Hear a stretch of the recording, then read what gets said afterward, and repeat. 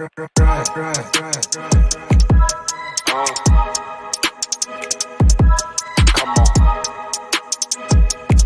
It's fast breaks. Listen.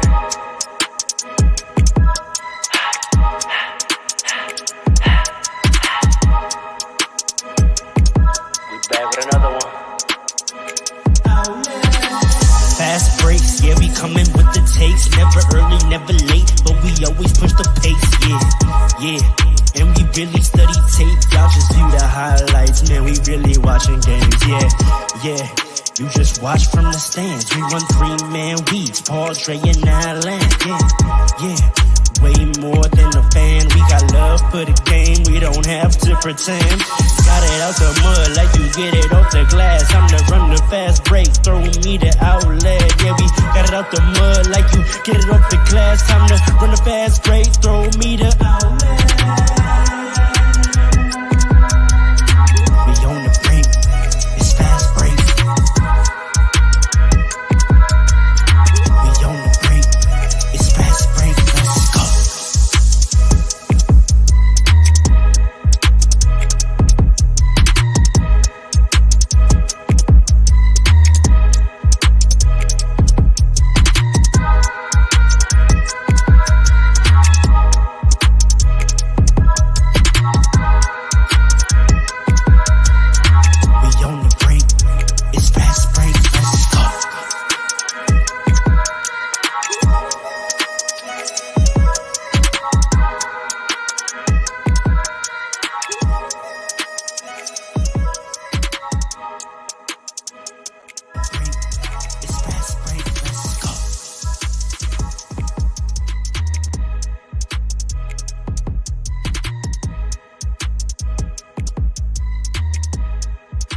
What up, y'all? We back with another one. Yeah. It's your boy Ro, you already know, and I am here once again with the 3-man weave, Paul, Dre, and Allen, and this is Fast Breaks. Outlet! Yo. Salute. What's going on, fam? Welcome back. How we feeling? Feeling good. We got us on Saturday morning. Bro. What up, fellas? Chilling, bro. How you doing, man? It's been another good week of basketball. Always a blessing to see some good basketball this week. It's fast break. Let's go. I guess we playing the song again. Everybody just vibe for a second, all I right? mean, why not? Everybody just vibe. It's a good song. It's a good That song. beat Did we drop. mention that our boy Ro made this song? Ro and Paul? Produced by Paul Robinson himself? I don't think we mentioned that last time. Good looks. We're multi-talented in here, okay? Just make sure you know that. We're multi-talented. We do it all. We don't have to go anywhere else, all right? We're reading 3,000 books a year. We're multi-talented. Yo, relax. Capitalize on all mediums, you heard? Full scope of creativity. Paul, I know you're busy away getting this right, making sure the people in the live is hearing us, but just check in. How you feeling, my brother? You're muted, my dog. You're muted. Listen, we want to hear your voice, dog. Hit that button. Hit that button. Coach Paul. Coach We Paul. can't hear the plays from the sidelines, bro. This is when as a point guard, you just run whatever you feel like. Hey, this is when Rose pulling up for three. You point to the big, you point to the big, like yo, four get out flat, of here, bro. four flat. You know what's crazy? In 2K, you do that to me many times. You're like, yeah. Nah, I can't. You already know. Hey, yo, four flat. Hey. Four flat. Just clear it. Open it up. If they step up, I'll hit you. If not, you already know it's going up. Just go get the rebound if you need to. It's going. Do what you need to do. Paul, how you feeling, brother? We can hear you. Man, I'm chilling, man. I'm watching these games out here. Blessings. The only team that looks crazy to me are the Nuggets. They are crazy. Everybody else is What was that Thursday night? Thursday night was probably the best or second best night of the league so far. You had a wonderful, wonderful matchup between Wemby and Giannis, which we'll get into later.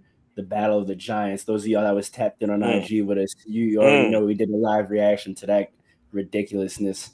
And then the big heave from the big man, Jokic at the buzzer bank. They Was that said his it was first? 3 a.m. in Serbia. The banks were closed, but in San Francisco, he was able to handle business still. Was that his first game winner? I feel like it's the first I one don't I've ever know. seen from him. I don't think so. Probably not. Yeah, but it's Like people definitely were probably moving the most sort of prolific. yeah, and like on the I don't want to say the biggest stage because regular season, but like he hasn't hit one since he's like been this guy, right? So like this is one that's gonna go into the career highlight. You know what I mean? Like when they do the montages at the end of his career, they're gonna be like, this is gonna be one of the top clips for sure. But anyway, speaking of good ball, we talked a lot about small market teams last year. We're not just gonna focus on big market teams like the main media networks, and we're gonna keep doing that because we're gonna talk about another small market team that is quietly killing young boys. They finally developed. We've joked on their franchise for years for just amassing picks and not doing anything, but it looks like they're turning the corner, and that is the Oklahoma City Thunder. They've won 8 out of their last 11. They've lost their last two, but before that, they had wins against the Celtics. They beat the Nuggets twice, and they had wins against the Timberwolves. So they've taken out every other top team in the West. They're surging. Fellas, what are we thinking about the Thunder? So here's the thing: the Thunder have been steadily Volume. building volume. Hold on, let me bring this over here. So that people can hear me in the stands and in the comments. All right, the Thunder have been steadily building for years, and they actually really did it the right way, drafting correctly. And at times they brought in the correct veteran guys to help with the team. They had Al Horford on the team at one point. They had Chris Paul on the team at one point, and it really helped grow some of these guys like Shy. Not really Chet because I think he was injured when Al Horford was there. Actually, I don't know if they crossed paths, but um, to see the team the way it is right now is great and is very reminiscent of what they had before. Because I don't know if people remember, the Thunder are one of the better teams when it comes to developing young talent. I mean, they've produced 3 MVPs in a 10-year span. Obviously, with the exception of Harden, those MVPs were on the team. They didn't end up getting the chip, whatever. But now we're in a different kind of basketball where I think if that Thunder team was playing right now, we'd be seeing more success because of the way the offense is allowed to really flourish, right? And the defense really has to take a step back. And when you have a unicorn like Chet and we have a guy like Shy that's really like averaging almost 32 at the point guard position, he's really terrorizing the league. I think this team is built to go the distance, which is great. I don't know how far they're going to go. I don't know if a chip is in the immediate future, but I can say that they're a team to watch going forward, and they play very exciting basketball. They're fun to watch. And for the record, they did take out the Celtics at one point, who was a team that we were all going crazy about last week. I think I called them the perfect team, and then Thunder beat them. So this is a pretty well put together team, and people got to pay attention to that. I'm trying not to like do not too much hyperbole here, so I'm not going to say like it's a dynasty in like its infancy, but I think that we're watching like a championship level team like in its infancy, like the very first stage of it. I feel like I feel like the only thing they're missing at this point is just experience. I feel like That's they're correct. like 2-3 years away from being like a really good like championship level team basketball. They have all the makings of it. They have Shy, an MVP level player. I think Chet a couple years ago, I wasn't sure about him when he was first coming out of like college and into the league. I wasn't sure what he was going to be, but I think he could also be like an MVP level player too. Now I've seen like a good 30, 40, like 30 games from him. It hasn't been 40 games yet, so like 30 games so far. And seeing him in the summer league and everything, I just see flashes of what I think could be like a really dominant, like two-way player. I think he could be like MVP one day, MVP type level one day. I think he's right up there with Wemby. I think he's right up there. Chet MVP level player in the future. In the future, I could see that. I don't wouldn't be think so. I don't surprised. think I so. would not. I would not be surprised. I would not be surprised. I like a lot what I'm seeing from him. I think him and Wemby are like very like similar stages in their careers. obviously. They are. They are. I see a lot of potential. Is like it's basically what I'm trying to say. I see so much potential in him. And I just that team is just good. They built really well. Like they have a lot of good role players that fit the team, and Shy is just amazing. Shy is probably like top 10 player in the league at least right now. Top five, top five, top five. He could be I top don't know. 5. I'm not mad at top I got to 5. think about top 5, but for sure top 10. Whoa, Who would I'm be not the other mad at 4? top 5. whoa, top 5 right Jokic? now. Well, Jokic, we can get into that because Giannis. we're gonna discuss where we think Shy might Yeah. where he might get at the end of the year. But Paul, what are your overall thoughts? I'm gonna say he's top 10, but I'm not mad at someone already making an argument top 5. I think his production level is that good this year. I agree. I have to think about it, but I got to see who the other 4 are, and then I got to consider if he's dropped down. At the bare minimum, I'll say he's 8 because that's what ESPN had him at. So I'm not going to. We'll get into it. Lower Paul, than that. overall thoughts on the Thunder. Overall thoughts on the Thunder. Yeah. You're a hater. You're a hater. No, but let's dive into that. What I think they've, Dre and Allen have clearly stated what it is that's exciting about them. So let's examine their side, right? In their development, at this stage of their development, what are you seeing as the weaknesses? What are you seeing as the things that still need to improve for you to feel like, okay, the fact that they're not the New York something Knicks. I want to see. That's a fact. I knew he was going to agree too. I knew he would agree. No. They whooped the Knicks the other day, like 2 weeks. I'm sure they did. They've been whooping that's the point. They've been whooping everybody. Yeah, that's a fact. For a minute. That's a fact. I mean, I don't. All right, when I think about the contenders, right? It's the Nuggets, it's the Celtics, Who they beat. Right. In one game, not in a 7-game series. They beat the Nuggets twice. Yeah, that's not happening. But listen, man. I think the thing with them is they just gotta. Right now, to be a real contender, you have to have a center that could give these elite centers problems. Like the rest of the league might be on like these small guards and 3-point shooters and all of that. But if you don't have a center or somebody that's center like the size of a center like a Giannis, you're not going anywhere. Like you go to the second round, maybe conference finals, but you're not getting to the finals. So you don't feel the same way as Allen about Chet then? Chet's too light, man. Yeah, for now. Chet's too light, man. He played like a guard. Nah, not really. Guards aren't blocking as much as he is. I disagree. I feel like even though he's light, he's still.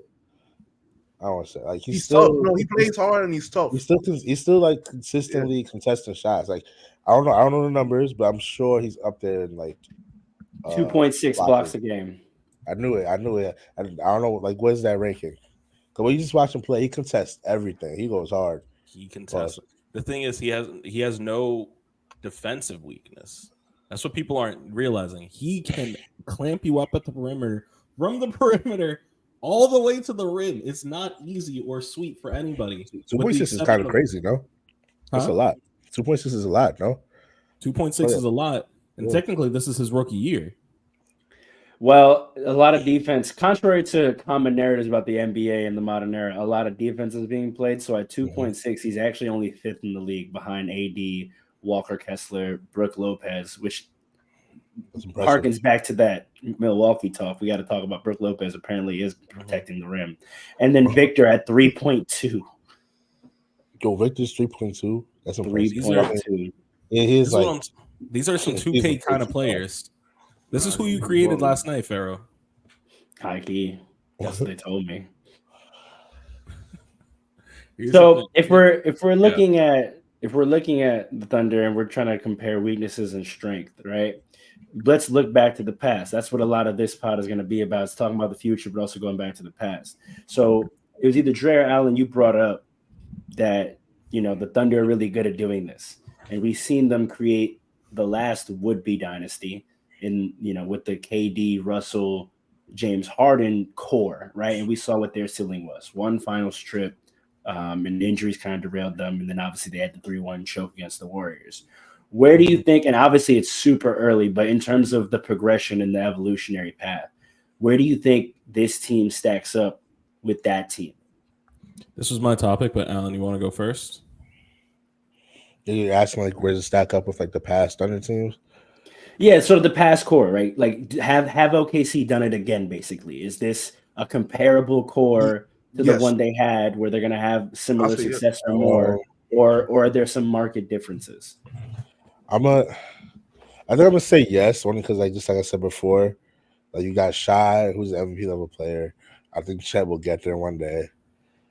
So just off the rip, you have like 2 franchise players at least, and who knows what's gonna come up with like Giddy and everybody else. So I think I'm gonna say yeah, they have like a comparable core. I think well, I don't know what happened with Giddy. I forgot about that. Listen, I'm telling you, I think they have so many good players over there. KD. Watch Giddy for KD. Just keep an eye on it. You heard it here first. You heard it here first. That's crazy. I was balling last year. That's what I'm gonna say. I just think just off that fact alone that they have 2 franchise level players, I think just that alone is going to be. They have a very good core. That's very comparable to like the last Thunder core because they didn't even know James Harden was going to be franchise level like that until he got traded. But I'm gonna just go out and say I think Sam Presti, that's the GM, right? Yeah, I think he's the best GM in the league. He is.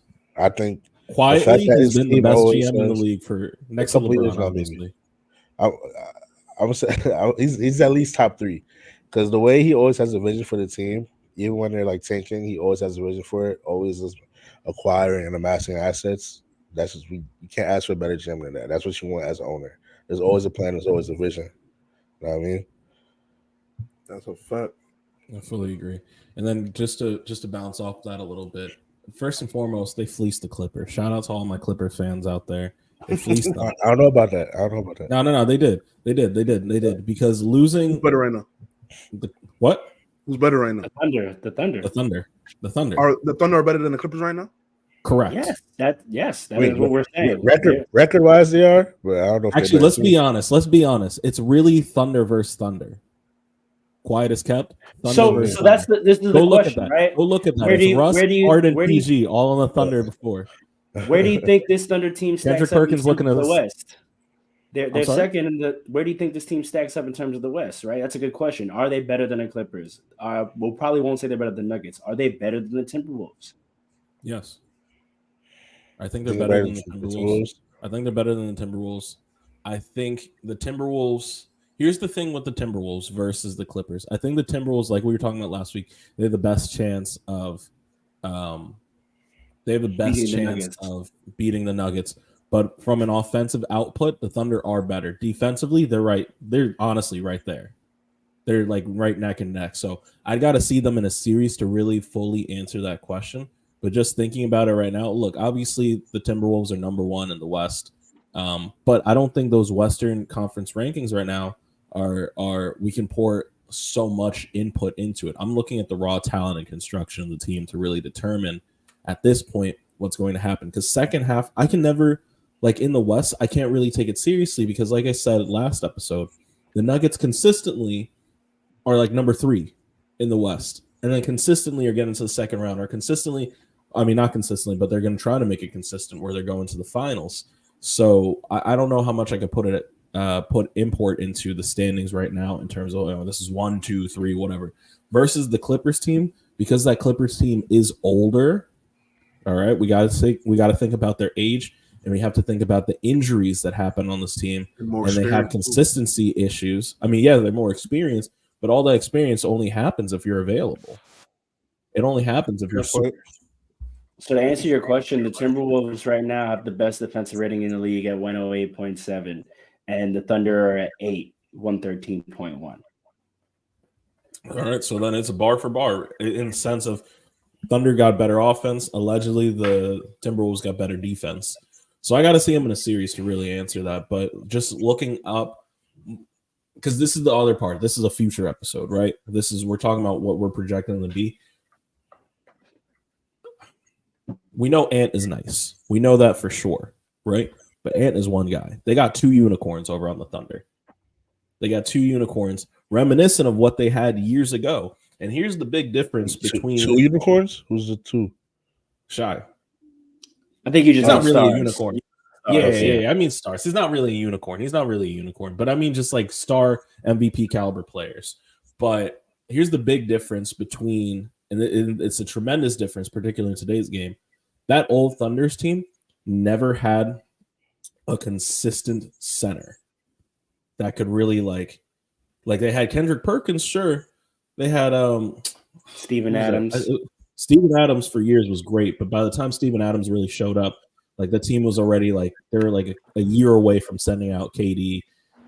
James Harden's already gone, so they never really. If he was a little older, he was there in the beginning.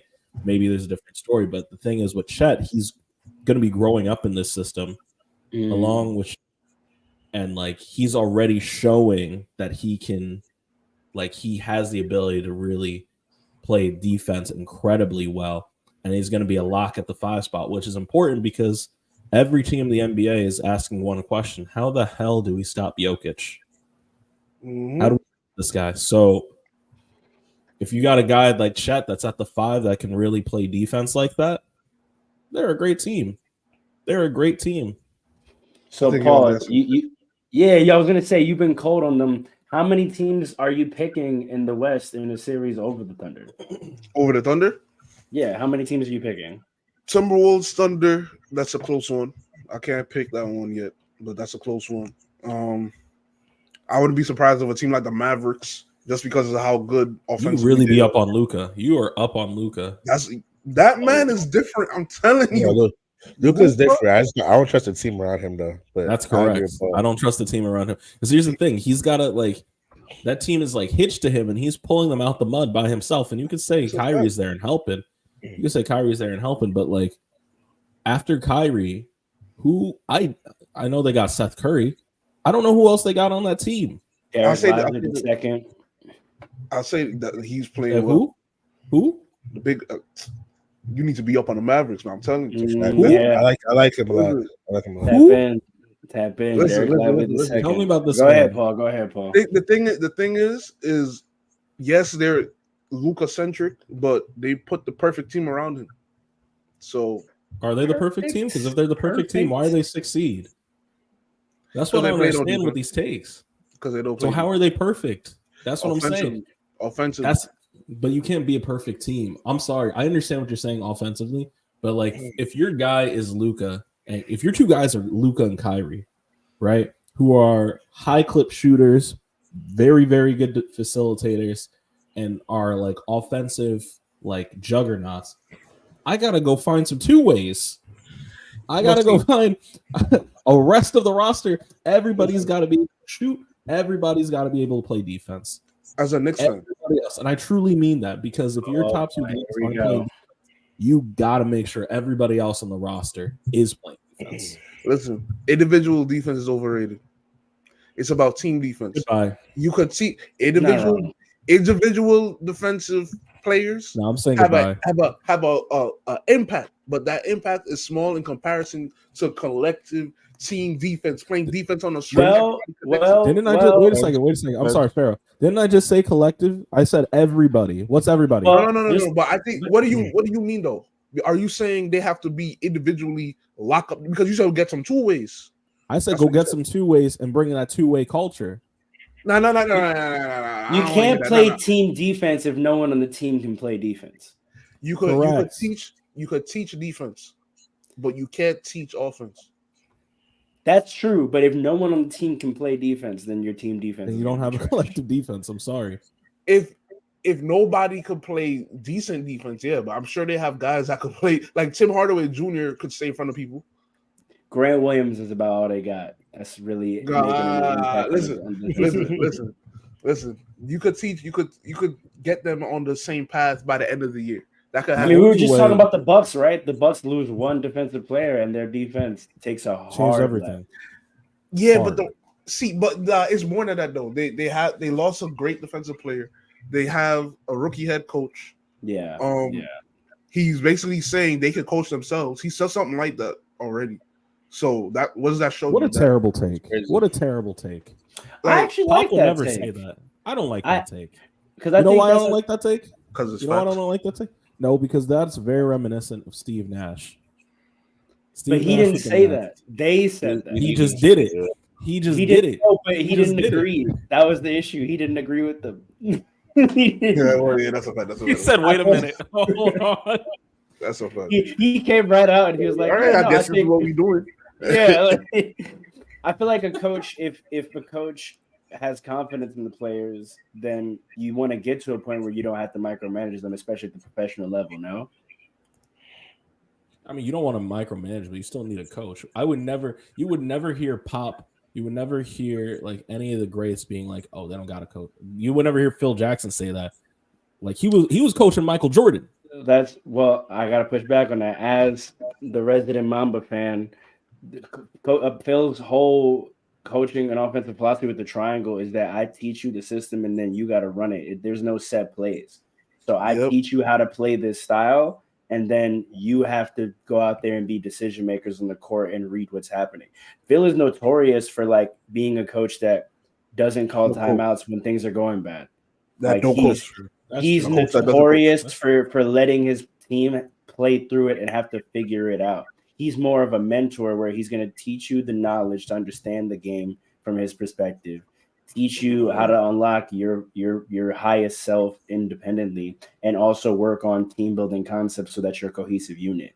What actually happens out there on the floor, he likes actually to leave it more up to you. But then that's the thing. He has a high standard for the players that have to be on his team. So you could say that's lazy coaching because he doesn't actually want to coach up players. He wants to get players that he could just teach, and then they go out there and do it themselves. And then you have the more hands-on coaches that like want to be maestros and actually orchestrate everything on the court. So I just had to say that like a comment like they can coach themselves maybe speaks more to style than necessarily capacity. That's fair. I take that. I understand your take. I appreciate that take. So all right, go ahead. Yeah, Paul. Yeah. See, my thing is this, right? With the Mavericks, all they gotta like again, I brought up you can't teach offense because they have capable shooters, which is big in today's NBA. I'm sorry to say it, but offense needs a little more than defense in today's NBA.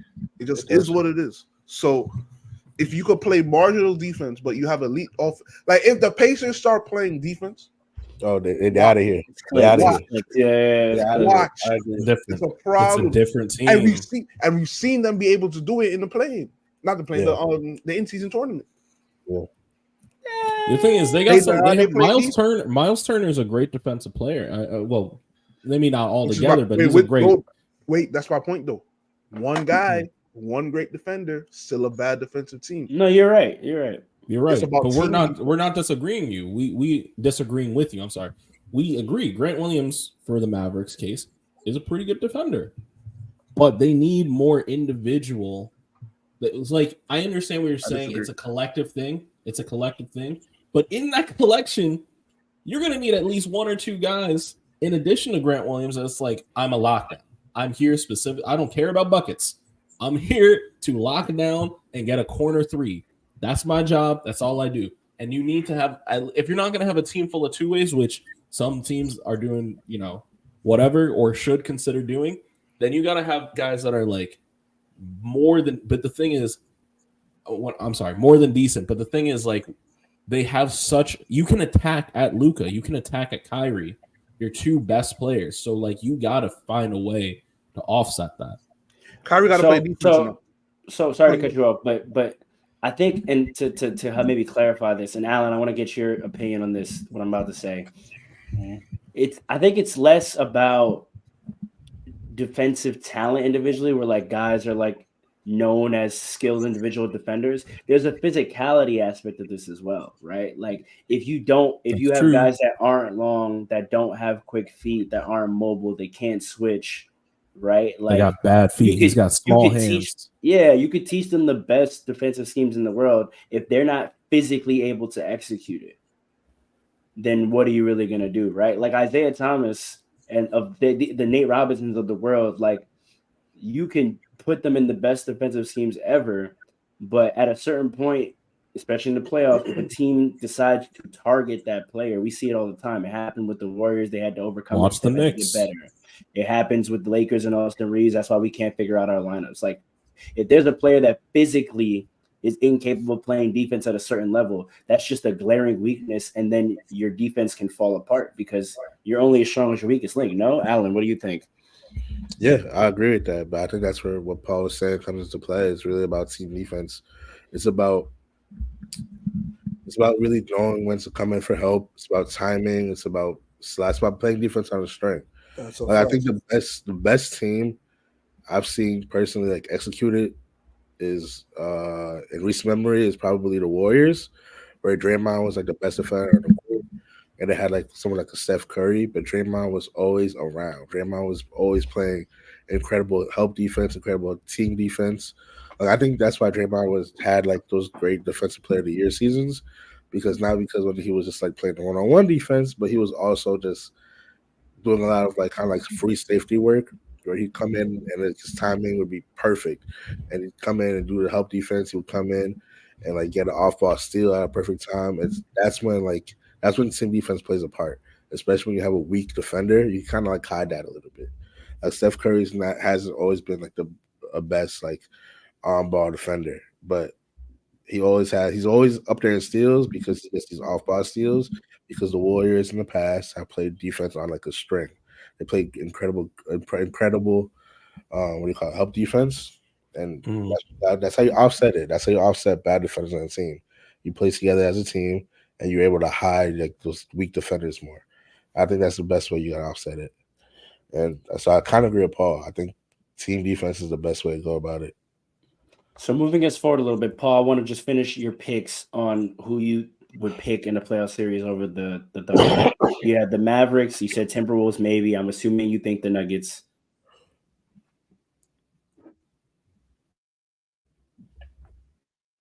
Paul, I think you're muted, brother. Yeah, that's a fact. The Clipper, y'all sleeping on the Clippers, man. The Clippers We're gonna get into nice. The Clippers are nice. I gotta give them. They can't not be nice. They got my boy Russ. Clippers. Are you taking the Lakers over the Thunder in the playoff series? The Lakers. Yes. The Lakers. Oh, gonna Lakers make over some trade by the trade deadline, but you know that. What did you say? The Lakers gonna make some trade by the trade deadline. You know that. Oh, that's a fact. Yeah. They're gonna get Russell Westbrook half back. the team, And and then then about that time, go on some about that time, 20-5 run, and then like be 6 or 7 seed, and then get to the playoffs, and then we'll see. I can't wait. Kings? Taking the Kings? No, real quick. I think I just saw a quote. LeBron said that we suck right now. So you know what that means. Yeah. He's not happy. Also, I just want to say trash. in the comments, we got a shout out to Paul Robinson for shouting out the Clippers. We got some Clipper love in the comments. Oh, there's gonna be more. There's gonna be more in this episode. Stay tuned in. But Paul, is that the Kings? Long Island Clippers fan? That's the Long Island Clippers fan himself. That's so weird. But go ahead. Kings? You taking the Kings over the Thunder in the series? No. See now that's interesting take because this is one of the things I wanted to ask y'all is like narrative wise and also real team talent wise, are the Thunder, and Paul, you might think this, are the Thunder just last year's Kings where like last year there was all the hullabaloo like, oh, the Kings have finally matured. They had the I think the number 1 seed in the West, either number 1 or number 2. And number 2, I think. Number 2 because the Nuggets had 1. And everyone was like, oh, their offense looks incredible. Light the beam was the biggest thing. Beam. They got in a first-round playoff matchup with a defending champion. Took them to 7, but couldn't get it done. So are the Thunder just that? Are we just getting excited about some young players figuring out how to win regular season games, but they're not actually going to turn into much? Well, hold on. Last year's Kings, I think, yeah, like the Kings are still the Kings. You know what I mean? Like they're still – see, look, at a certain point, it comes down to, yes, your team is great. Yes, your team is great on both ends of the floor, but are your superstars better than the other superstars? That's what it comes down to. That's the thing with the Kings. Like, De'Aaron Fox, I don't got him over Shai or over Shea. Agreed. Like Sabonis is great, but I think Also, Chet playing actually helps them a lot because Sabonis, he's physical, but he's not like he can't get physical like Embiid and like Jokic. No. You know what I mean? Although Jokic's got a finesse game too when he feels like it. Of course. But Jokic is different, man. His touch off the glass is kind of crazy. I'm not gonna lie. Jokic is different. If Jokic could play don't defense, get Paul going on Jokic. Is Jokic your favorite player, Paul? Is that what? Is Jokic your favorite player? I don't have Lucas' his favorite player. Yeah, all right. Ron Baker is his favorite player. He loves these Ron European men. Someone get Levy Chin in the chat. Talk about love for European men. I'm about to end this stream. You're over on their program. All right? Levy Chin. Paul Robinson is preaching. Players. Listen. Wait. Actually, Paul, I saw a narrative. I want to see what you think about this. I don't mean to veer from our topics, but I saw someone say this. I think it was on another podcast, and like if you were to do, black players right now versus the white players, and the white players are made up of these European players, Paul, who are you personally taking? Are you kidding? No. That's a whole topic, man. Hey, we'll cue that up. We'll cue that up. We're gonna discuss that next week. We were talking about Shy. Paul started sweating real quick. Yeah. What do you mean?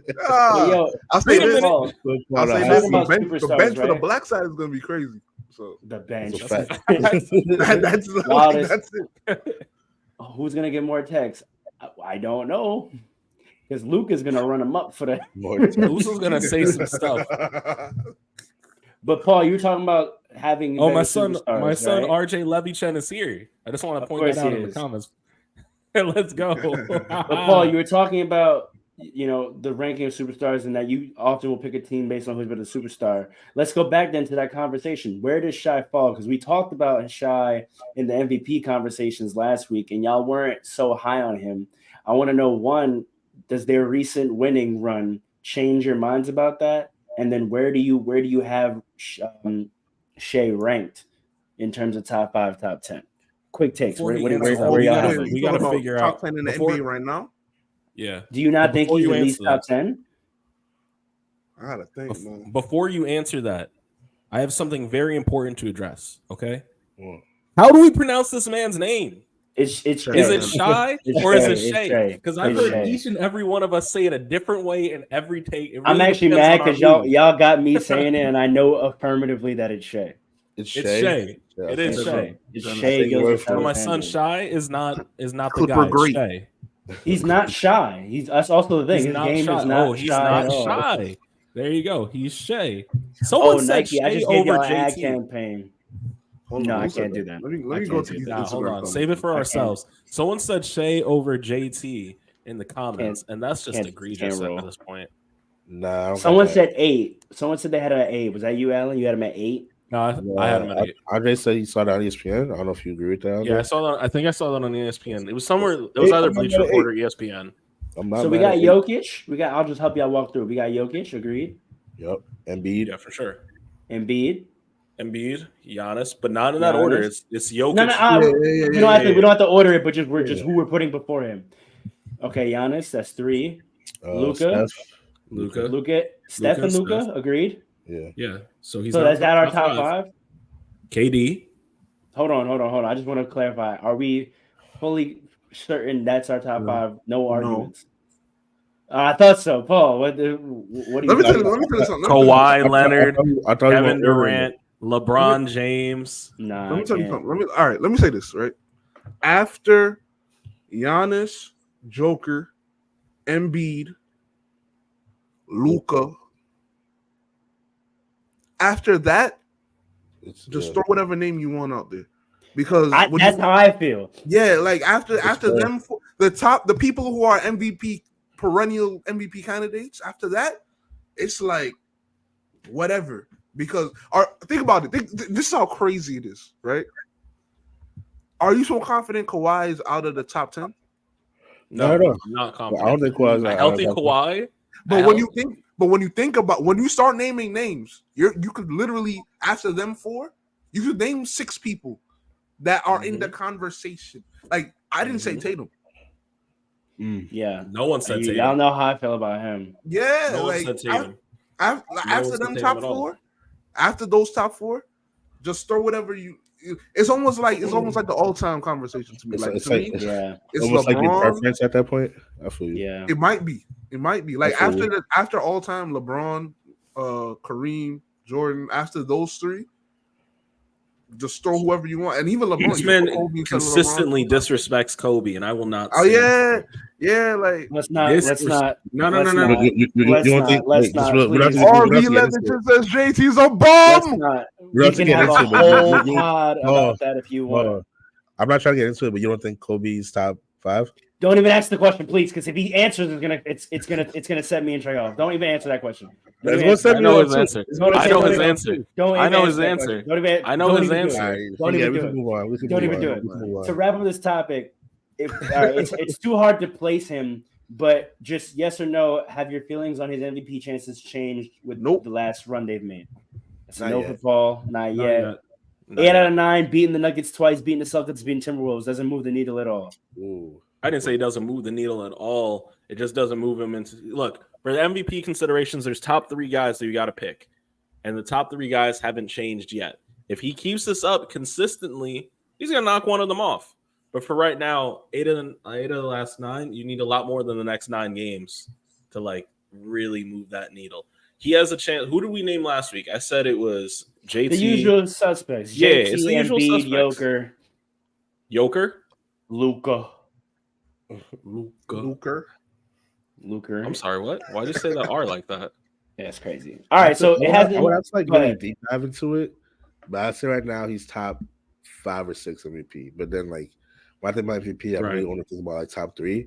So he's right outside the bubble for me. But I have to like really deep. I agree. That's exactly how I feel about it. What about Chet Rookie of the Year chances? Does this winning help him?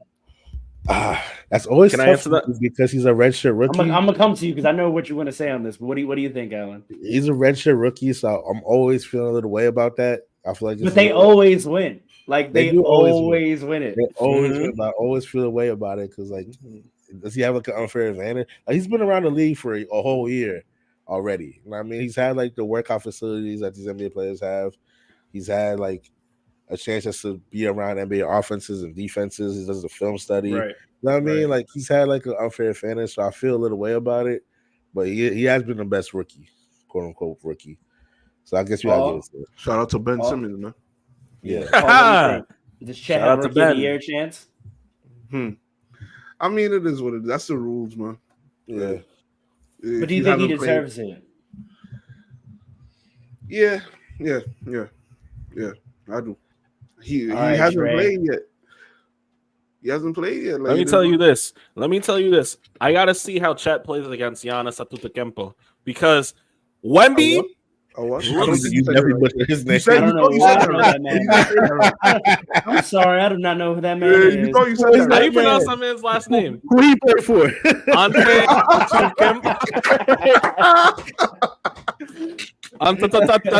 How do you pronounce that man's name? I always get it wrong. Akutakente. Hey, how you pronounce Giannis? That guy Giannis. He's real good. He's real I'm good. not the one that came up with that name. I'm not the one that came up with that name. Someone said who in the comments? No. Let me answer this. Wemby looked 8 feet tall against Giannis, and Giannis is a big boy. Let me tell you something. I've seen Wemby go. It was his 20th birthday, so he said, "I got to show out." All right. He was throwing off the glass lobs to himself. He was doing behind the back dunks on their centers on Brook Lopez, who was a top 5 blocker in the NBA. Okay. I'm seeing this man block Giannis on like a last possession to keep the game going. All right. I'm seeing him go toe to toe against the whole team. I'm seeing him also get ignored by Keldon Johnson. So that's ridiculous. And what's the other boy's name? The Gasol. Is that the fake point guard they got over there? They don't have their best point guard comes off the bench, Trey Jones, who was the one who missed the game-winning shot because Wemby made a LeBron play. He made that LeBron play was crazy because I really thought back to that. Was it when he passed to Udonis Haslem all those years ago? Chris Bosh in the corner. Chris Bosh versus the Spurs, which is crazy. But whatever. Here's the thing: I'm not gonna say Chet over Wemby just yet because that display I saw the other day was amazing. Wemby Incredible. is really like all the things they said about him, true. But All that's the your things they question. said about him. Say it again? That's your question. Sure. So are you gonna like put your whole award on off that one game as opposed to like the body work of the season? No. So here's the thing. I'm gonna put it on the season, but I'm saying like what we we talk doing, about if we're talking about the whole season. I don't have their stats. I know Wemby's a better shot blocker right now. All right. I also know Wemby's on a way worse team right now. That's So he's not gonna get the same love. I think if he was on a team that was top 4, top 5 in the West, he'd be a little bit higher in the conversation, but he's not. He's at the bottom of the league. I think Pop forgot that they already got him and they're still trying to tank. And like, it's just Chet is going to get more love because he's running with Shea. That's so a fact. Wemby's at 19, 16, 3 assists, 3 blocks, 44 from the field. Did you say 16 as in rebounds? Correct. For the season? 19 and 16. Oh, wow. With 3 blocks. Hey, this just made my point for me. 16 rebounds? Correct. No, I'm lying. My fault. No. He's averaging 10 rebounds. Okay, that's a different story. Yeah, 19 and 10 with 3 blocks, 2.8 assists. Chet is coming in at 17 and 7, 2.6 blocks. So we're saying statistically, Wemby is doing in each and every category. In less minutes too. Wemby's only averaging 29 minutes, which I think is. Wait, y'all know of a game-winning shot where LeBron passed to Haslam against the Jazz? That's what I was talking about. Oh, that's what I was saying. I thought you were talking about the versus. That's what I was. Yeah. That's what I was talking about. Shout out to RV Levichin. Come on, bro. I do remember that one. Yeah. That's okay, so you don't think Chet got it? Wemby, he's had more signature performances, I guess. But Chet had that game winner versus the Warriors. Mm-hmm. Let me say this. He did. But who's guarding him on the Warriors? It's a fantastic point. This is why I'm so up on it. Giannis is arguably the best player. What? Continue. You gotta stop, bro. You gotta stop. This is a professional podcast. I just said hold on, but continue. This is a professional podcast. Giannis is arguably the best player in the world. It's 1 or 2 with him and Jokic, and he's one of the best defenders in the world. And this kid Wemby is giving him hell. So I gotta see how Chet performs against other greats. Yeah. Let me say this, right? And you close this out, Paul. The award was made for Wemby. It's Wemby's to lose, but winning does have an impact. If Chet's numbers increase over the year as they should, because he's a rookie and he's playing on a great team and he's talented, it's going to be neck and neck, and Wemby's going to be tight because Chet could take that from him easily. And you know who Wemby's going to blame? Keldon Johnson. Yes. 100%. Trey, what's his name? Trey Jones. Trey Jones. Maybe even Popovich. For allowing them to play how they play. You know who that team needs to trade for? You know who that team needs to trade for immediately? Chris Paul. What? I think they play like that on purpose just to tank. No, I actually don't like the narrative that Pop is on board. Like, I see Pop tight about them getting not frustrated. Seeing him every game. I was to the point where did y'all see that viral clip where like they finally threw a lob to Wemby in transition and Pop called a timeout immediately after to like highlight why that was so. He literally called a timeout and he pointed at them and he was like, "Okay, I'll take that back." I haven't seen that. Like, yo, it's been pretty like egregious how many times they missed them. It's been like crazy. But the thing is, they're not used to being on national television.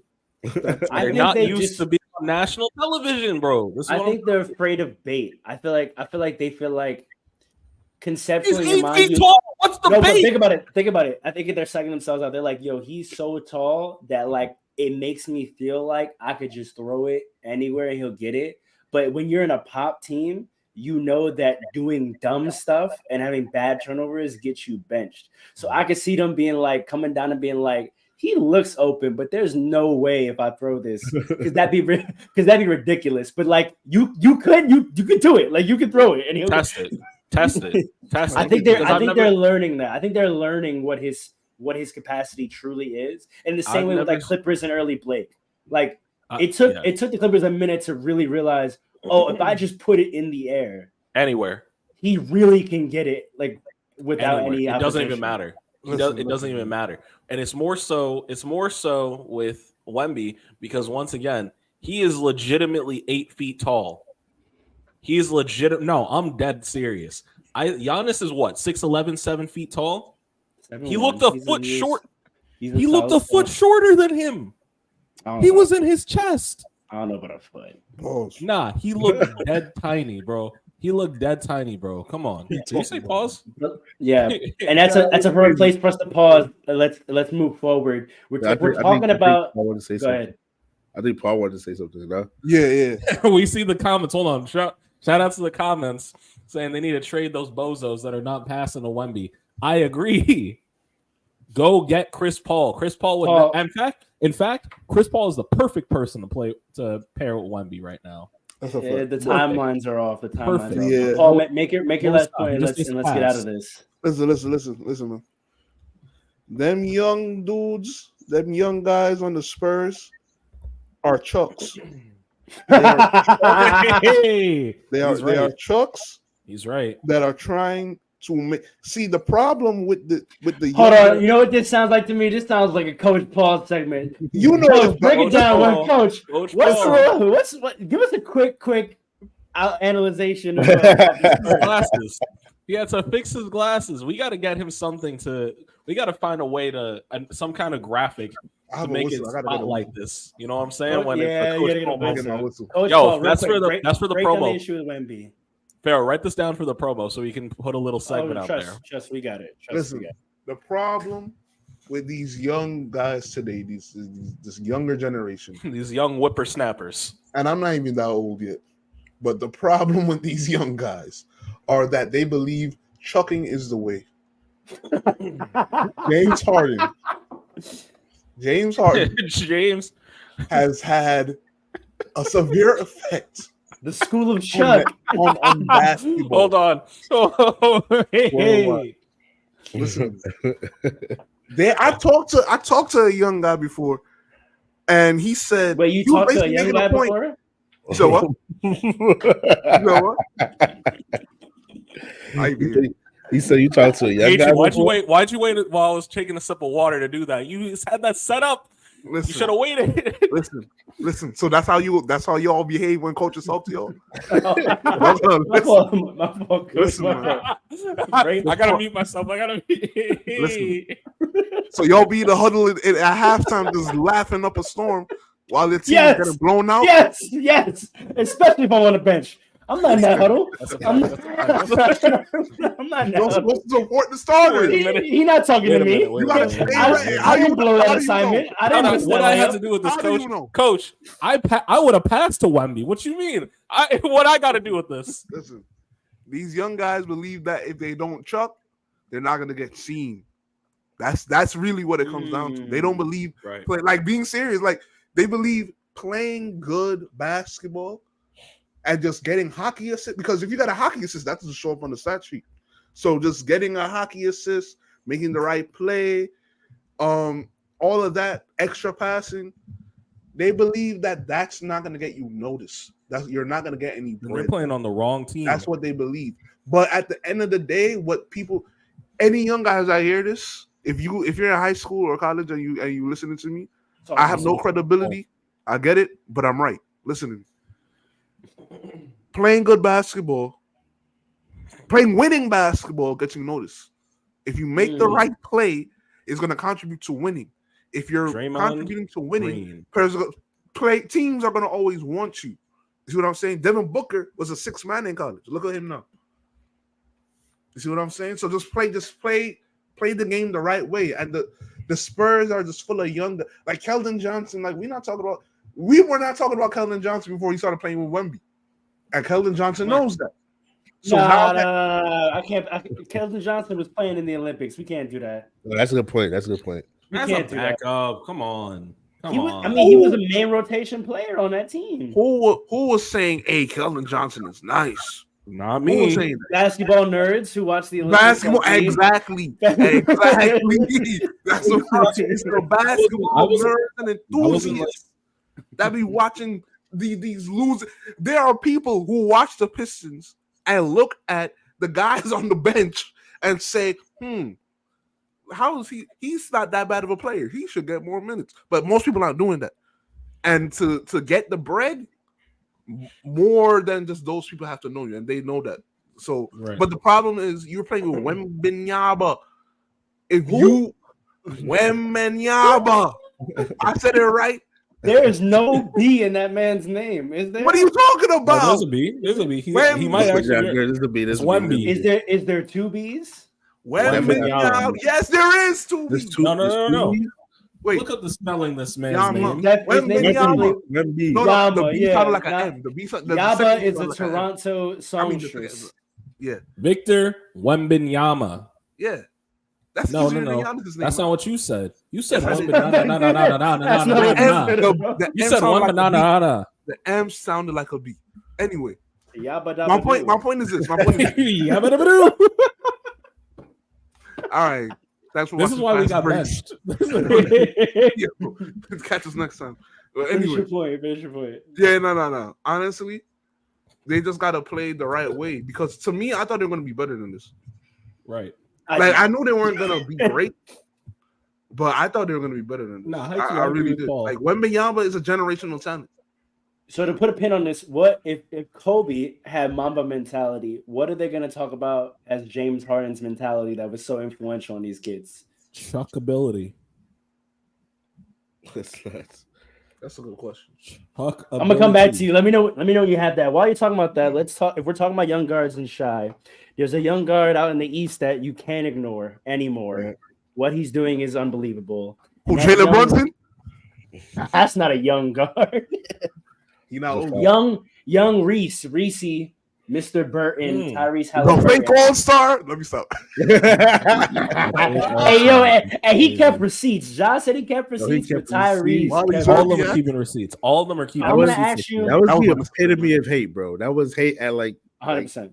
Because why would you say that? Like, why would you? I watched that live. That was during the Knicks game. I watched it live. I'm like, why did it? Why would you say that? Did he say he wanted to be? He didn't do nothing. He didn't do nothing for no reason. But I'm gonna ask y'all a very pointed question, not a broad talk about Tyrese question. Because I had a very specific thought because I haven't seen this kind of narrative around a player probably since prime Chris Paul. But prime Chris Paul is not who Tyrese makes me think of in terms of style. Is Tyrese Halliburton the modern Steve Nash? He's better. What? He's better. Not better all around, but better. Like, what's he averaging? 25 right now? Yeah, I think so. Yeah, I think Steve Nash was averaging like 14 or 15 a game. I'm not. That's why I said modern. But go ahead. No, I mean, that's the only thing. I can see the similarities. That's the only thing I would say is better about them. And he might be better in terms of like, might actually be able to bring a team a chip. Like the Pacers got a really good chance right now. They can surround him with pieces, or if he forces himself to another team in the future, like say the Celtics or someone like that. Like he's a championship caliber player, and the idea of him not being an all-star or any kind of star is a ridiculous notion. I think it's fair to say he's a modern day Steve Nash, and the modern part of it being he's scoring at a much higher clip. So for stats, just to take this into your takes, Paul and Alan, he's 24 and basically 13 with averaging only 2.5 turnovers, 50 from the field, 41 from three. He's not at the 50-40-90 yet, but he's at 86.3 on the field. Pretty damn close. That's why I say Steve Nash and Chris Paul, because even though he has the unorthodox shot, efficiency-wise and assist-to-turnover ratio-wise, is that what we're seeing? Similarities. For me, I think it's a really good question. After thinking about it, I'm gonna say yeah. Andre's point. I think he is a modern day Steve Nash. He's like Steve Nash with like a James Harden green light. You know what I mean? That's actually perfect. That's actually thank you, Alan. That's perfect. To shoot when he does. I would still compare him to Steve Nash because even though he has that green light to shoot, when you watch him play, he still is very much a pass first guy. Right.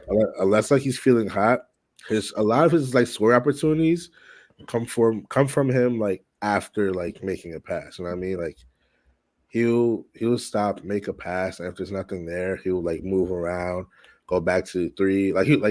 He'll drive, make a pass out. If the guy doesn't shoot, he'll like reposition himself, get himself an open shot. That's how a lot of his points come. Or if he's feeling hot, he'll go down the court, fake a pass, make a step back three or something like that. But he's still very much like pass first point guard. Even last night, I think they played Atlanta. He only took like 6 shots. He usually takes a lot more shots than that, but he only took like 6 shots and still ended up with like 18 assists. And he's very much a pass first dude, and I love his game, man. Like I think he's so good. I think he's like a great guard. He's becoming one of my favorite players in the league to watch. Honestly, he's great. Ugly. Even though his shot is ugly, everything about him is like a little ugly. His dribbling Everything style, about him. like his crossovers, his shot, it's not nice to look at, bro. His fade ain't quite right. That's the thing. Imagine he gets all this stuff looking smoother. I'm saying, but you know what I'm saying? Don't do that. No. Don't change it up. Don't change it up. He don't even need to. Everything about him, like if he like, he's just a good how's player. his defense? I don't watch enough of him. Like, I mean, he's tall and he's long. Yeah. But that's why I said Steve Nash, not Chris Paul, because Chris Paul was a two-way dominant guy, and I feel like Steve Nash Tyrese is just more of like this offensive machine. I mean, James Harden is interesting comparison because I guess you could have said he's like the next iteration of James Harden, but I think the mentality is different. Because he looks exactly. The mentality. He just has that James Harden green light. Like he can shoot. And of course, going to let him shoot if he wants to shoot, but he has the pass first mentality. I mean, the modern day James Harden is just Luka. Let's keep it a buck. Yeah. No, 100%. The modern day James Harden is Luka. The only reason I disagree is play style. Okay. Numbers, no, that's not. Oh, you mean the slow? You mean the slow and go kind of deal? Yeah, they're just very, like numbers wise, he's producing in the same way James Harden did, but they just play completely different games. They're just like if I was looking at an equal and opposite, it's Luka and James Harden. Oh, just really, one more thing about Tyrese. He goes against everything like I've learned growing up as a kid about like not jumping and passing. That's his bag. He does that. He does that well. That's not gonna last. I don't know. Tall. He's tall, so he can get it over the defender's head. D Rose used to do that a bunch too. It works for him because he also does it like early. He doesn't do it when he's like getting trapped in traffic. He does it right before the pressure comes and he passes out early. It's his bag. I think it could last. I mean, sometimes you gotta jump. Coaches don't say that, but sometimes you gotta jump. Yeah, sometimes you got to. But I think his coach is saying it. OD.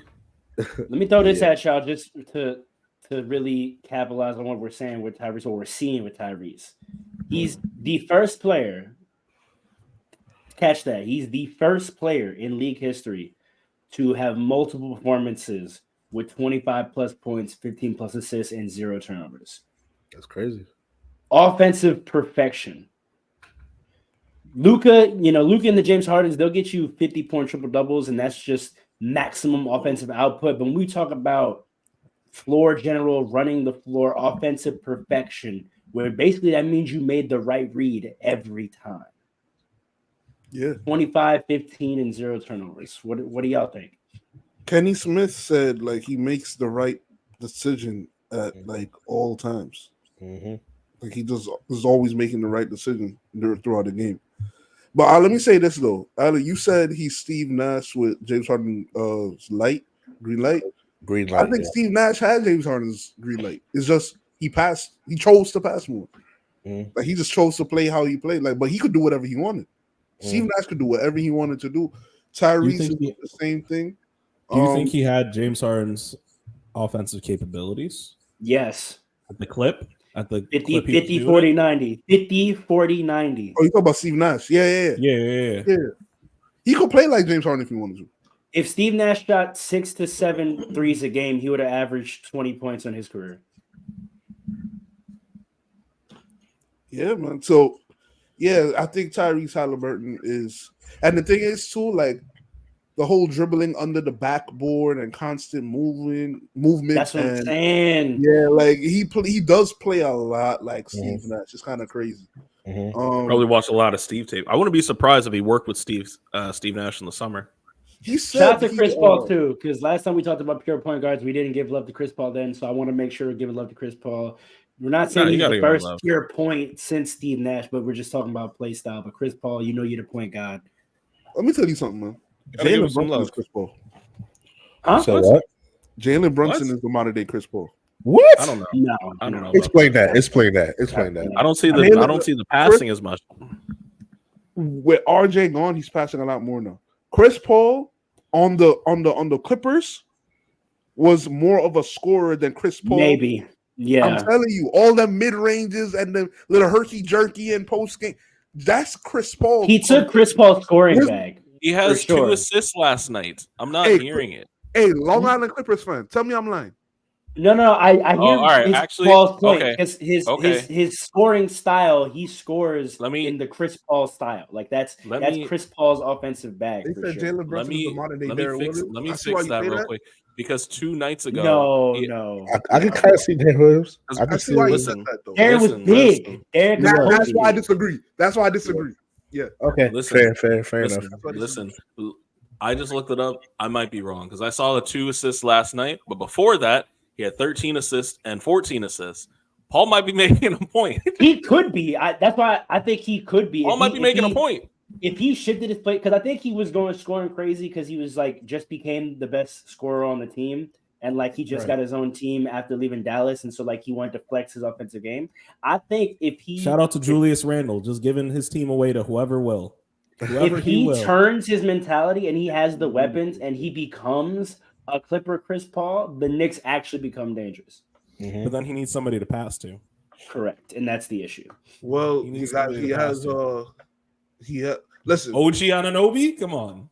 Listen. Nah, honestly, actually, I'm sorry. I gotta apologize. Don't trigger that, man. Yeah, relax. I gotta apologize. Because OG is nice. All right. OG is nice.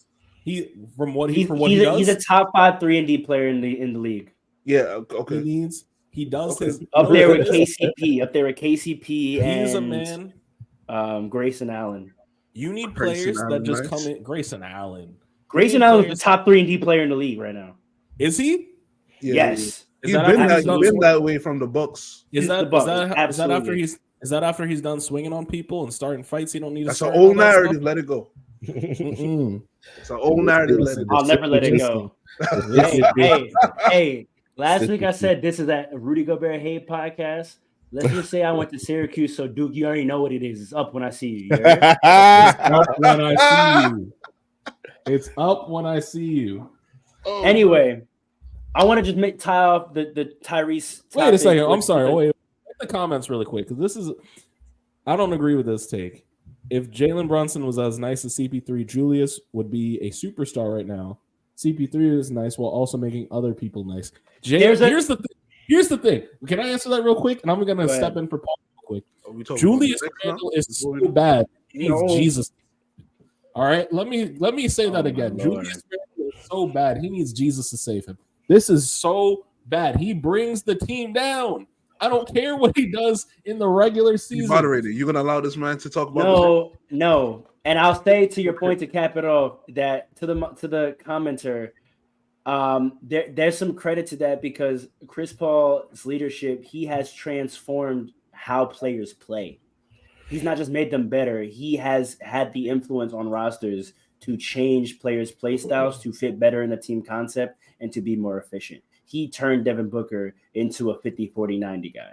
Devin Booker could always score. That's true. Chris Paul taught him how to be an efficient scorer. But in talking about these point guards, the thing about Tyrese is I always am interested by obviously in media narratives, but also like the pedestals that the media will put players on that are specific and niche, right? Like Shaq has this beef with Wemby and Bol Bol, where they're putting Wemby on this pedestal of like we've never seen this combination of physicality, mobility, and skill. And Shaq's like, yes, we have. Like Bol is right there.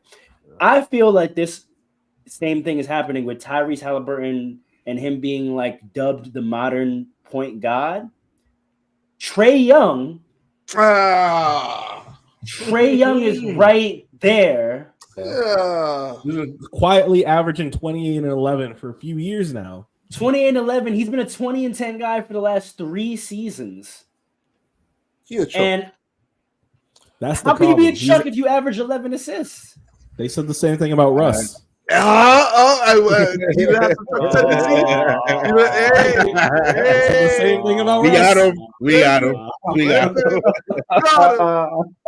said the same thing about Russ. I'm telling you. But dive into it more. From like what, like why doesn't Trae Young get point guard love in an era where no one's averaging double-digit assists? By the way, like because Trae Young, it was just Trae and Luka until Tyrese came on the scene. Because here's the thing: Trae doesn't. When I think of pass first, Trae Young is not the guy I ever think about. Like legitimately, I will never think about him unless he has a dramatic like change in play style. He is score first, and then after he's done his scoring, he's going to look to get his other guys involved. Whereas Tyrese is pass first, and then he's going to look to do the scoring secondarily. It's a difference in mindset, and that's the thing. Trae Young is overrated. How much Trae Young do y'all really watch? He's overrated. How much do y'all really watch though? Whenever he versus the Nets or the Knicks, I watch like a good like amount. I don't watch Trae a long time, but I think I watch a good amount because I feel like you're the same ilk, bro. I like my bag is like assist-heavy point guards. I like watching those type of plays. That's my favorite. I come from the school of Jason Kidd, so whenever I see a player, Nets fan, having a lot of assists, I kind of focus on them. I recognize that, Andre. I'm a new Nets fan. He's an old school Nets fan. Yeah. So like much to Andre's point, I do feel like Trae Young is a score first mentality. Like he creates for his teammates, but I feel like the creation comes from like him looking to score first. Like if he's the first option, and if he's not there for them, he's gonna get that lob off, or he's gonna pass it to the other players. As to why like Tyrese Halliburton is like getting more love than Trae Young, I'm not sure what it is. I think it's a lot of things. It could be like Tyrese seems to be like kind of like a media darling. I think it's also political. We gotta get into it. But I think also like Trae Young didn't start off like really hot this season. He was playing really bad for like the first month of the season, maybe a month and a half, maybe. And like Paul said, he's kind of a Chuck. He is. Wait till I talk. Last night they played. I think the Pacers and Hawks played actually each other. I bring it up, yeah. Now I actually brought like these two comparisons up. They played each other. Trae Young shot up like 11 threes and only made one, and he would not stop shooting. He was like 4 for maybe 20, maybe if I got that correctly. And like I said earlier, Tyrese only put up 6 shots yesterday, had 18 assists. Trae Young had like maybe, I don't know if he had double-digit assists, but like Trae Young is a little bit of a Chuck, even though I think he's an excellent passer. He's passing ability, he's up there in the league. He might be 1 and 2, him and Tyrese, maybe top 5, but he is a little bit of Chuck. He's LeBron number 1. First. Huh? I said LeBron number 1 with passing ability. Because passing ability, I was thinking, I got Bron, Luka, Jokic. I got Trae as a more talented passer than Halliburton. Sorry.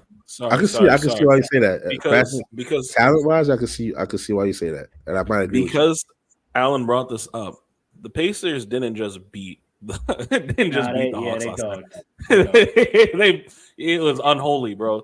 34. Come on. 150 to 116. Come on.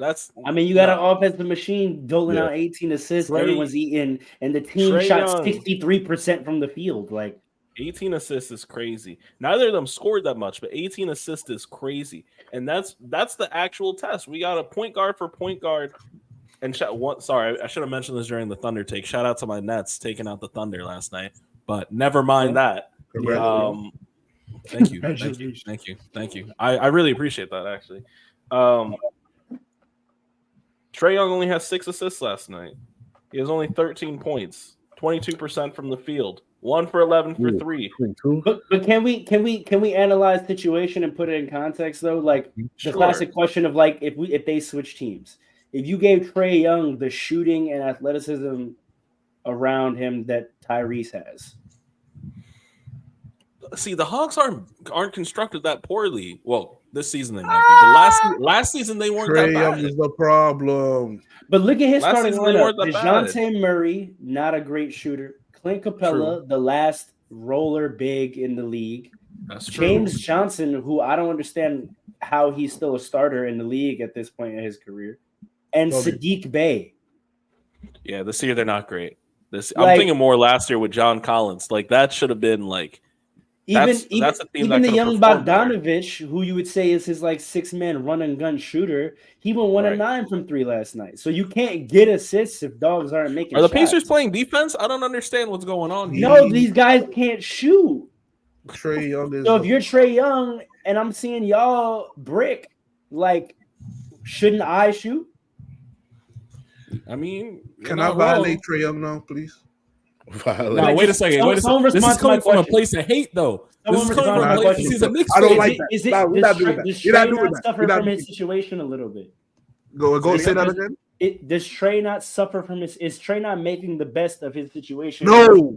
And once you say Tyrese is benefiting from being in a really good situation for his play style, he is. I'm not gonna. I can't. It'd be disingenuous to say he's not benefiting. Let me know. I don't know how much import we can put in saying Trae Young doesn't have it or he's never have it because he's had it's mostly the same. And he went to a conference finals. When his players are playing well, he took them to a conference finals. That's true. I don't know.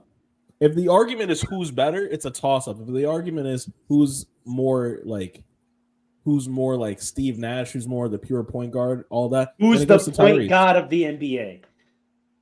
Chris Paul's alive, isn't he? No, I mean he's that's like who's Melo back when Melo retired. Chris Paul is cemented like the current active point guard. Wait, he's what? Cemented. He's cemented. He's cemented. For those who don't know, what's the episode number? I think it's episode 30. Episode 30. Go check that out. One of them. Who is the point guard of the NBA? But even with all the points that you're making, bro, is really good. But even then, I still don't think he would be if you switch teams. I don't think he would be a pass first type guy. I think he'd still look for his shot first because I think that's naturally who he is. I think he wants to score, and on top of that, he's just not as good a decision maker as Tyrese. You know what I mean? That's what makes Tyrese the point guard, so to speak, is his decision making. He's always looking. You can violate. That. Yeah, all right, Paul, you're unleashed. Go ahead. Listen to me. First of all, this is not coming from a place of hate. Is it coming from Coach Paul? We'll be to that. This is PRR Sports. This is PRR Sports. I've been listening to ISO nonsense about the players around Trae Young and this and that. He's the problem. Some of these players aren't around Trae Young anymore because of Trae Young. I'm telling you. First of all, right? He is probably the worst defensive point guard in the league. Like, just because of his size, right? But then at the same time, he doesn't try. Like, Jalen Brunson doesn't have the size, but he's taking charges left and right. Kemba Walker was taking charges. Trae Young doesn't even try on defense. That's the first thing. The second thing, he is score first, right? Nothing's wrong with that. But let's really evaluate this. Does Trae Young have a bag like that offensively? That's really let's talk about this. He got handles. He got crazy handles.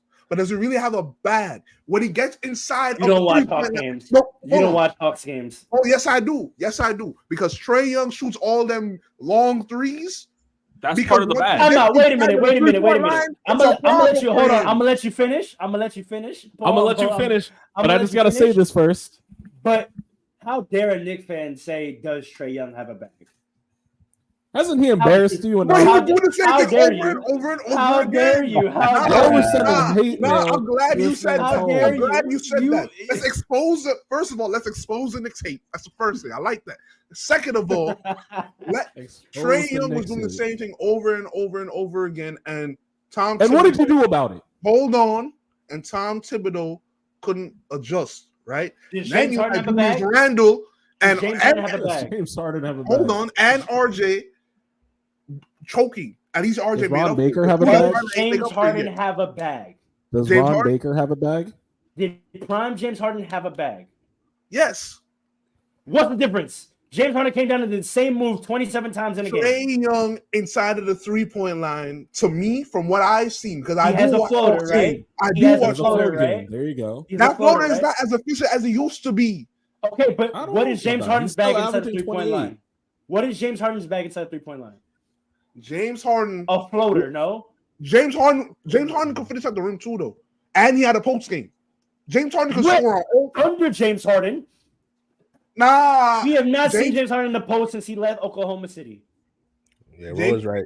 James What are you Harden. talking about? What? James Harden has the ability. That's what I'm trying to tell you. Oh, because he's and 6'7". Trae Young- Trae, all right, that's my He's point. 6'5". He's 6'5". Hold on, He's hold on, 6'5". hold on. Whatever. Trae Young, right? Trae Young. John Collins left wanted to leave the Hawks for like 3 years because Trae Young was not seeing him. Number one, number two, he was shooting all these long. Y'all so happy with and he does flop, Gordon. But besides the point. All these long threes that everybody was so impressed about, which got him to the NBA, they're not falling like they used to.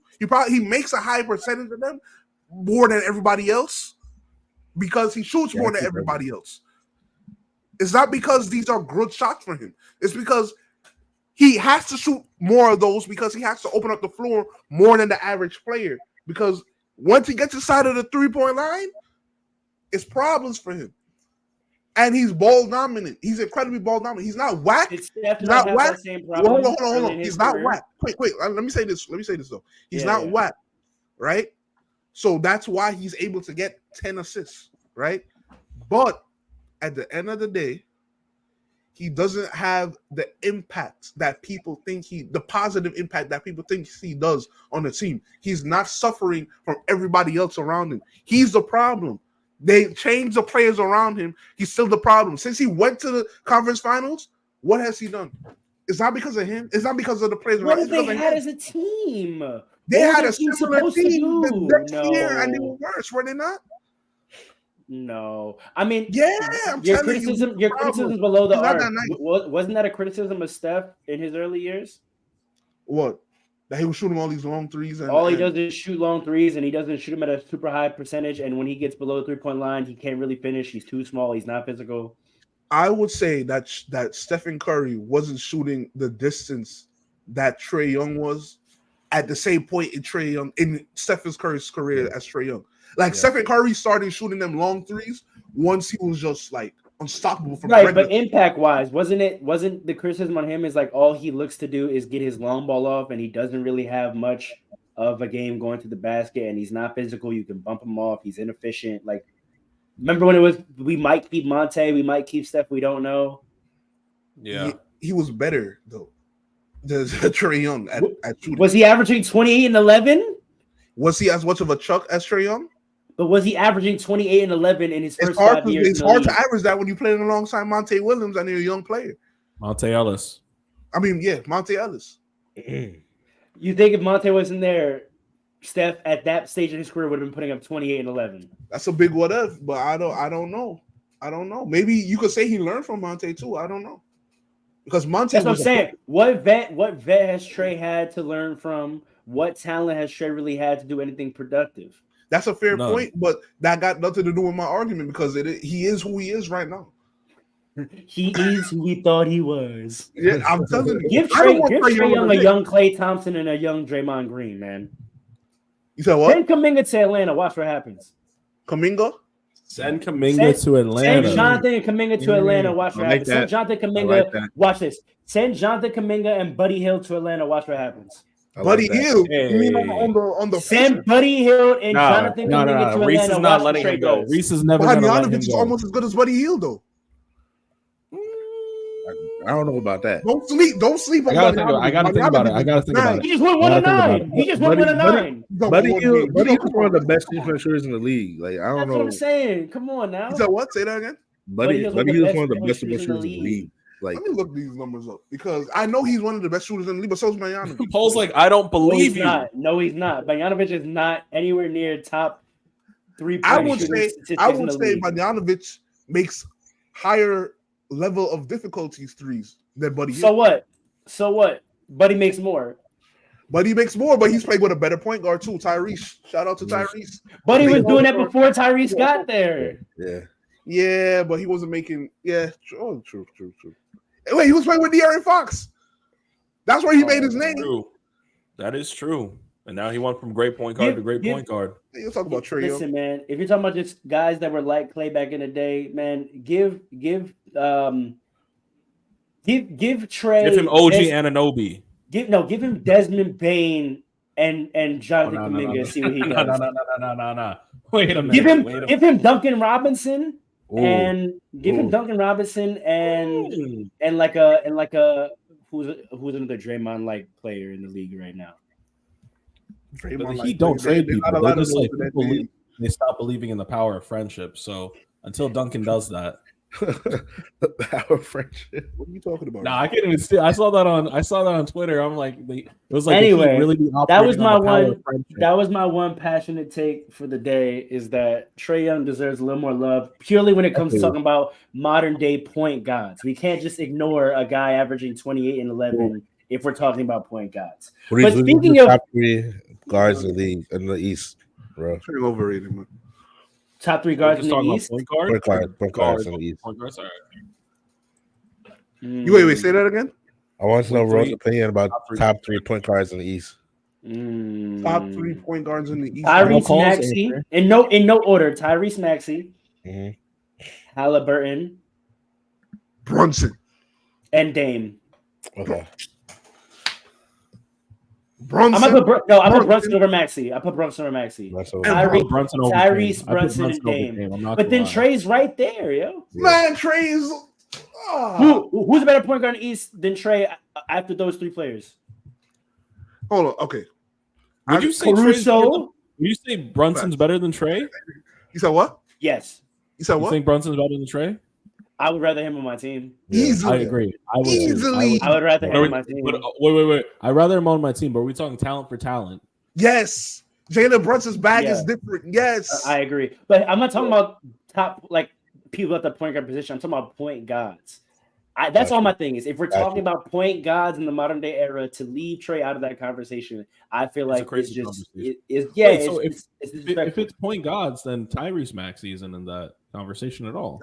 He's not. Which is what I was saying. He asked me the best guards in the East. If we're talking about the best players at the point guard position, you have to talk about Maxey. You have to talk about Dame. You have to talk about Brunson. But if we're talking about why are we leaving on Tyrese Hamilton? Why are we leaving on Tyrese Halliburton? I said Tyrese Halliburton. Both Tyreses are in the top guards. Say your list one more time, because I heard 3 different people. I'm not gonna lie. Top 3 players at the point guard position in the East. Yes. Dame, Halliburton, Brunson. Okay. All right. Followed by Maxey and Trey. And I got Trey over Maxey, in my opinion. Give Trae Young Joel Embiid. That's a different conversation. That's a different point guards. This last topic we're gonna get into and then wrap up for this week. We're gonna show some. Someone said Spencer Dinwiddie. First and foremost, I appreciate that take. I don't agree, but I appreciate that take. As a Nets fan, I don't agree. I don't agree. It's time to trade Spencer Dinwiddie. Get out of here. It's time again. No. He was going. He did great. He did great Alan, work for us last night against the Thunder. Quick question. I have a strong Nets history take. I think there was never any better Nets team than, not ever, but like in their recent saga with all the debacles and drama. I think the best version of that team was when KD got healthy that second season, and it was KD, Kyrie, LeVert, Dinwiddie, and Allen. I think they only ever made themselves worse. I think they only ever made themselves worse after that. Absolutely, 100% true. 100%. They should have never made that trade. Was the worst thing they could have done ever. I don't know why we got rid of it. And you know why I hate it? It's Katie's fault. I hate that they made that trade because it also scared us into trading for Russ. That's a fact. That's a fact. It definitely did. Because we saw that, and Rob Pelinka was like, "Ooh, I guess I need a third one."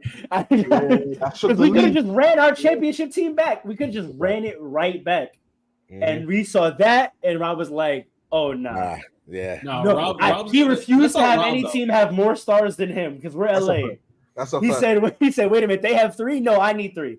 Yeah, but now he can't afford it now though because Clippers they got all the stars. Oh yeah, no, he gave up. He saw that and he was like, "All right, okay, y'all got it, whatever." Speaking so of what am I gonna do about that? I want to this is a quick in and out pause topic. Wow. Hey, Monday. Are we just renaming this episode? Pause.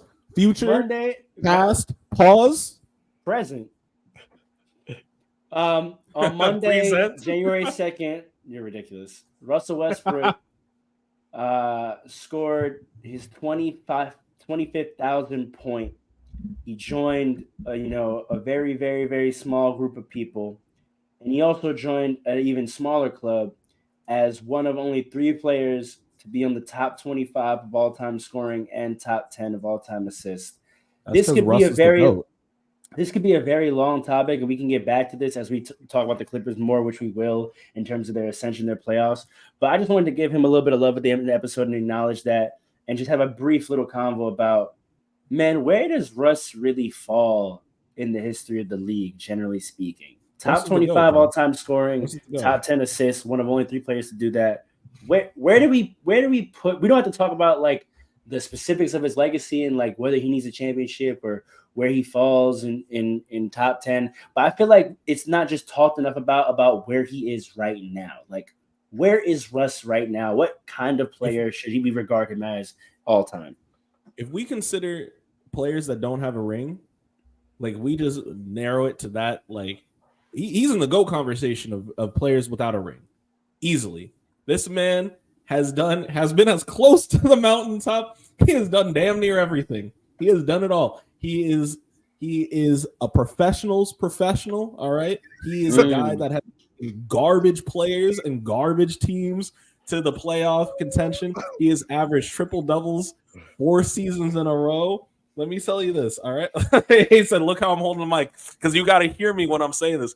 He has had scoring titles. He has been to the finals. He's been to multiple second rounds. He's been to the multiple conference finals. All right. He's been to multiple conference finals.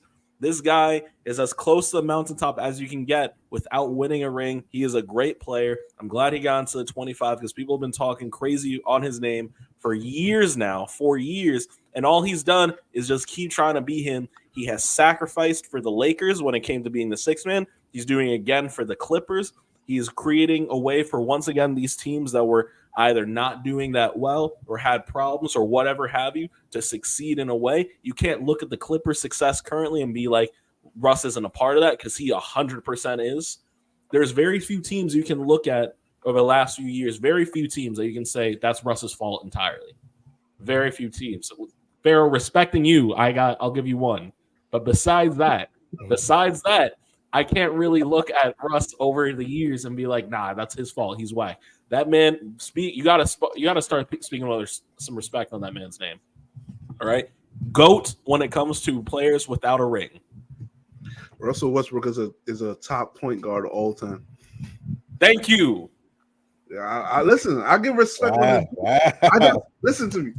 Listen. Thank you. My only thing with Westbrook is that jump shot should have never left him because that robbed him of a few. Yeah, that's crazy. That's crazy. He was the best mid-range shooter for like years. Wasn't it symbolic that his point to get to top 25 all-time scoring was a pull-up jumper? Yeah. Yes. Love that. I'm you can write that better. I'm telling you.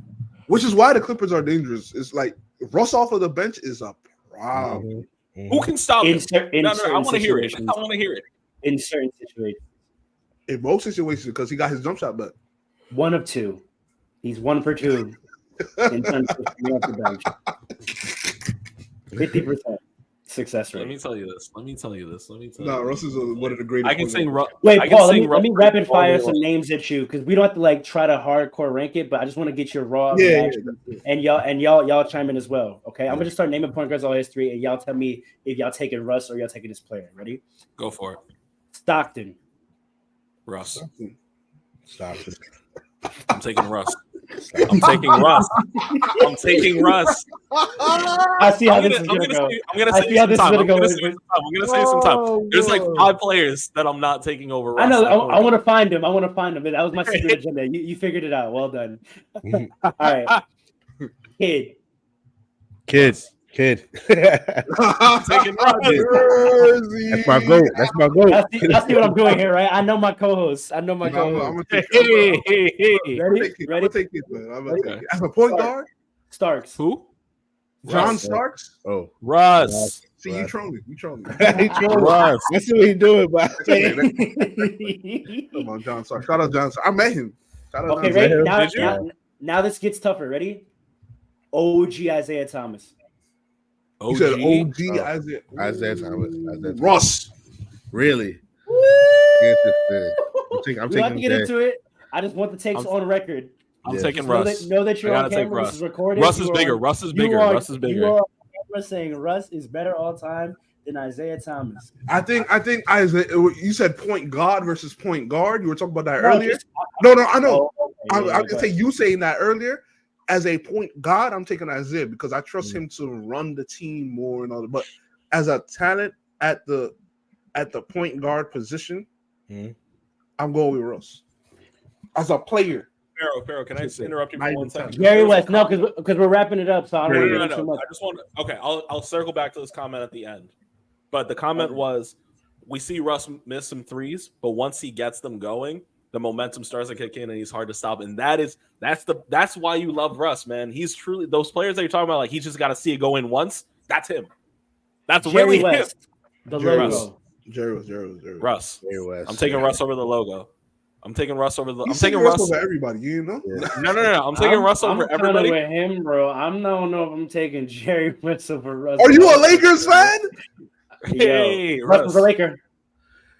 You said what? Russ was a Laker. Russ was a Laker, and 2, Was he a Jerry, great forgive me. Jerry, forgive me as an executive. I love you because you drafted. You know what you did, and you Go. and you brought Shaq. So thank you. But as a player, we did not forget how many times you lost to the Celtics in the finals. It's a lot. Fair enough. It's a lot. You lost to the Celtics. Man. It's a lot. lot. Man. I'm sorry. We You love lost you. to the Celtics. They I love love you though, Jerry. I love you, but you lost to the Celtics a lot. And you know what? I don't think he would like even debate you. He'd be like, "Damn, they really had it." Okay. Oscar Robertson. It's right up there because there's Oscar Oscar walked I think so we're Russ West could Coast. run. Okay, Oscar walked Oscar. so Russ could run. I don't want to rush that one. I'm going Oscar. But Oscar played with Kareem too. Yeah, Yes, I'm Like, going to rush that oh, one. Right. boy. Russ played with Kevin Durant. yeah, but it's a Russ different played kind with of, Kevin Durant. it's a different kind of thing. Is KD at the same caliber as Kareem?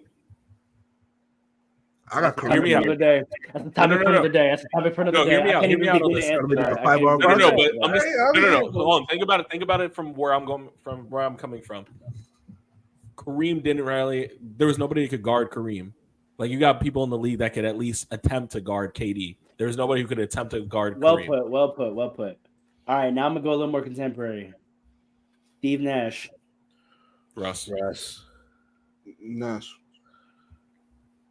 Bro, I told you there's like 5. You haven't found them I yet. gotta You haven't take said the Nash. names. I gotta take You Nash. gotta, you gotta say the I names. said Russ is one of the greatest all time. I didn't say it weird. So I'm going with Nash. Chris Paul. Chris Paul. Chris Paul. This will probably be obvious, but Steph, Steph. Yes. I can't deny that one. Magic, Magic. Nate Archibald. Let me say something quick. We gotta. There's nothing that needs to be said. One of these episodes, we got to talk about Magic because we talk about players who play with all-time greats. He played with all-time greats. Don't do that. He made a lot of all-time greats. Don't do that. He helped make a lot of all-time greats. It's hard to say when you're running with Kareem. You know what I'm saying? When you're running with Kareem, he's not just Kareem. He ran with a lot. All right, let's go. Gary Payton. Russ. You said Tiny Archibald? Yeah. You're a troll, Russ. Well, hold on. Don't disrespect Nate. Yeah. Thank you. Yeah, I'm saying, bro. I'm not disrespecting him, man. Talking about trolling. That's a valid name. That's a real question. That's Oh yeah. Go ahead. Walt Frazier. I was sitting on that one. I was waiting for that one. Russ for me on that one.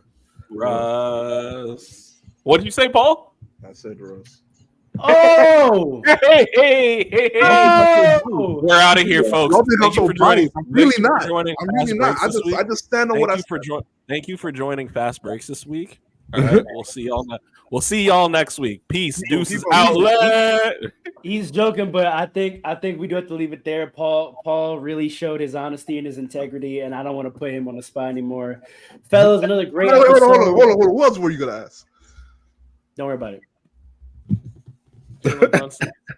Everyone else was obvious. Darren Williams, Tony Parker, he's better than these guys. Yeah.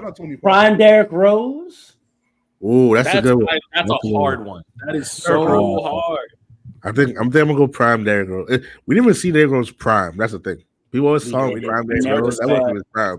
That was before because Derrick Rose at his best stat wise is nowhere near Russ at his best stat wise. Who cares? But I'm going with important. I'm going with D-Rose. I'm going. All right, fellas. Another great episode. Y'all out there, we hope y'all have a great week ahead of y'all. Keep watching hoops. I'm here with the 3-man weave, Paul, Dre, and Allen. It's Fast Breaks. We out. Julius, I ain't forget about that game against the Sixers. You can't do that in the playoffs. Let me put this music video on, man. Free Bron.